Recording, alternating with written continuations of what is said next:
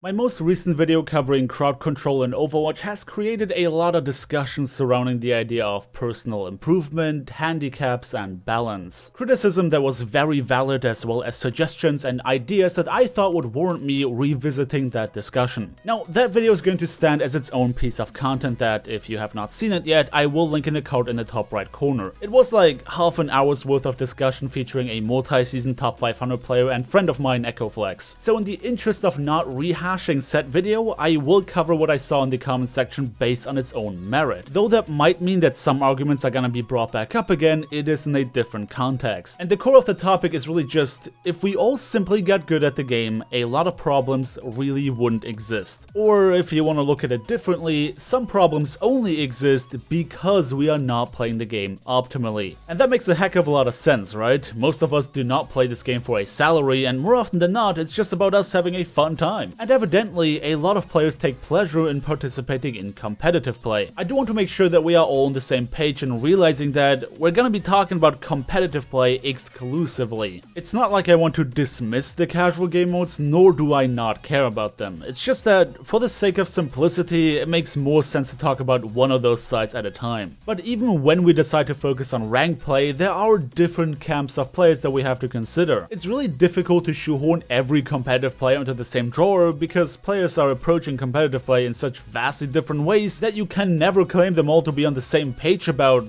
quite frankly, anything. And this is where one of my personal frustrations as a content creator becomes very apparent. Because there are two core arguments that people seemingly switch between at will. Brigitte being a good example. When I would try to make the argument that this character, after countless nerfs, is no longer broken from a balance standpoint, then rather than pursuing the balance narrative further, players are going to switch to the fun narrative. First, something is broken, and if it's not broken, it's unfun to an extent where it might as well be broken because we all just really don't want to deal with it in our games. So I would like to make this very clear. I haven't and will never deny that characters like Brigitte and Doomfist are annoying and unfun to play against. But I would also like to urge you guys, those of you who defend that narrative, to take a good look at why you find them so annoying. Because in a game that is about switching and adapting, there are always means and ways of improving on an annoying situation. The reason I found that so many players hate Brigitte despite her nerfs is because they either play heroes that get shit on by her, or they just don't respect the hero and play really badly around it. You, I, and the next person all have our favorite heroes, and all of our heroes of choice get absolutely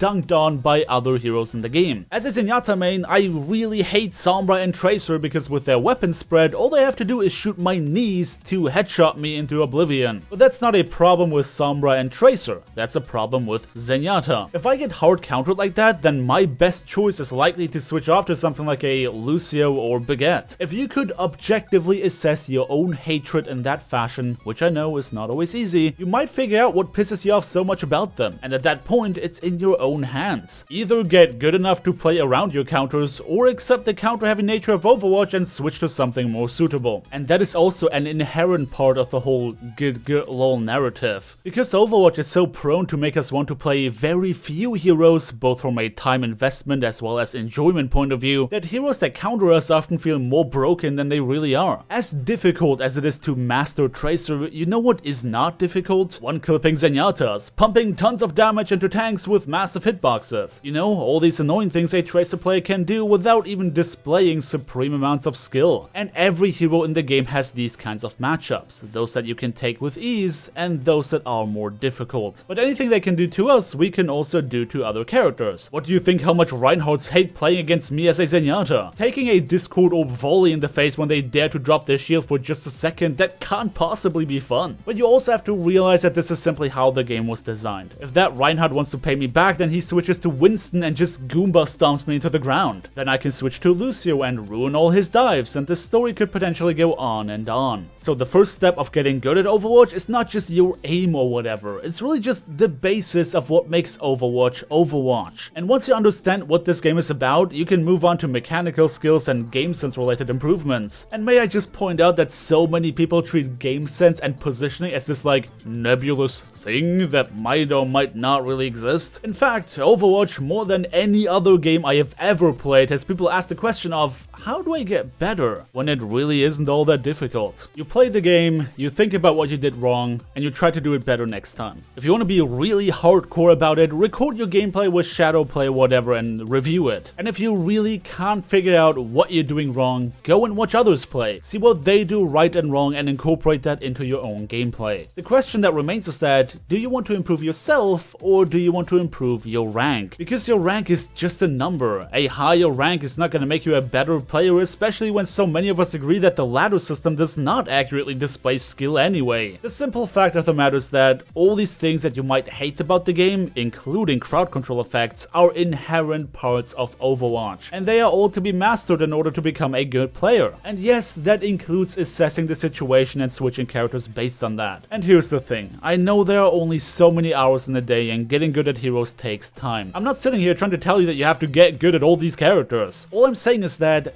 these are not balance-related arguments. These are cases of us not playing the game right. And if we do not play the game right from this very fundamental standpoint, then how can we complain about it being broken? Because it's only broken from our wrong playing perspective. At least when it comes to these perfectly avoidable situations like running Tracer into Brigitte without respecting and playing around the pick. It's like complaining that you lose in a racing game when you have not realized that nitro boosts are a thing. You are avoiding to use an inherent part of the game's design. You have every right in the world to find these things annoying, the same way that other players might find your main heroes annoying. But if there are solutions that you simply refuse to take, then that just is not a balance-related issue. We all have come to accept that one-tricks exist, that matchmaking needs improvement, and that the SR system does anything but measure our skill accurately. No, we don't all have the time to learn a batch of new heroes whenever the meta changes, and that is simply the reality of it. Suboptimal picks will always exist because there is too much to be mastered in the game to make it feasible for players that don't grind it day in and day out. We have to accept that our favorite heroes are not gonna stay meta forever, and if we want to maintain our rank, adapting to meta changes is simply mandatory, whether we get even better at our favorite heroes or learn new ones. And especially for high skill cap heroes that have been meta for ages, I can see how it might be difficult to accept that there is a low skill alternative to countering them now. But hey, newsflash, Tracer and Genji players are now dealing with what Pharah and Bastion players have been dealing with for ages. Counters that have a way easier time dealing with them than the other way around. That is simply the way of things. The get good argument comes back over and over again because so many players refuse to accept how Overwatch was designed. The meta is not gonna favor you forever and you're not always gonna have a fun time on your favorite characters. That's just how it is. And always complaining that the game is broken in one way or another when the solution is so obvious is just